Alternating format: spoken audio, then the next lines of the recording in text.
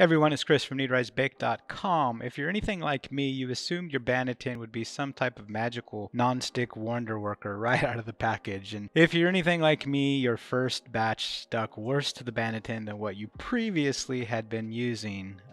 Yeah, those were dark moments for me, but I got over it. And it's, no wonder why. These things come from the package super coarse and dry. When brand new Bannetons sadly are just the perfect environment for dough to cling to, but I eventually figured out a way to get a brand new Banneton to be foolproof right out of the gates. It's super simple and even helps if you find your Banneton is starting to stick more than you'd like. It's basically seasoning your Banneton, if I can steal a term from the cast iron pan world and bring it over to sourdough. But after watching, if you want more, about keeping your dough from sticking to Bannetons, we do have a blog post about it. If you just simply Google how to keep dough from sticking to Bannetons, you'll see us somewhere at the top of those search results. But let's jump in. So you'll need a spritzer of some sort to have best results, but you could pull this off without one. Just get your hands a little damp and rub it in.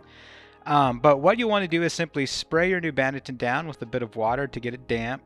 Don't soak it, just get it a bit damp. Then take some of your flour, we're using AP here, and sprinkle it all around the bowl. We like to do this when we're doing our rounds of stretch and fold when we're making a loaf of sourdough. We usually do 3 to 4 rounds of stretch and folds every 20 to 30 minutes, which is the perfect amount of time to let the flour dry before repeating.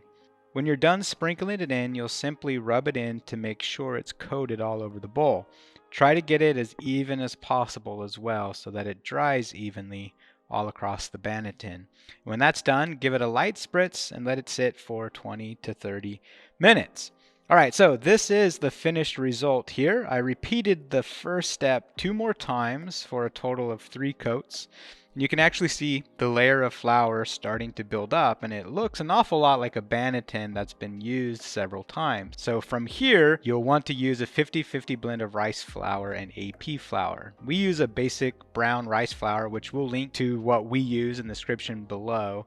It's basically a bit more coarse than what wheat flour is, and it's less absorbent, so it acts a bit like a barrier between the dough and the Banneton, kind of like bearings. I grew up with a mechanic as a dad, so since it is so coarse and dry, you'll want to go with the 50-50 mix because the results are just better for your crust when all is said and done. Simply sprinkle it in the Banneton and on the top of your shaped dough, and if you don't have rice flour, you can get away with using a hefty amount of regular all-purpose flour or bread flour, but it's just not as foolproof.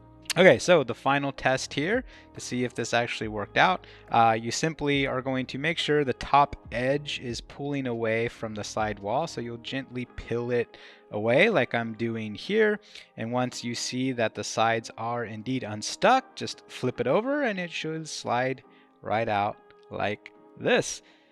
So hopefully this will help you out. Give it a go and see if your new Banneton or your extra sticky Banneton, maybe you give up on a Banneton, give it a shot and see if you can get them to work for you as they should. And again, if you'd like more detail on this, be sure to check out that blog post that we mentioned at the beginning of the video. Take care. Bye.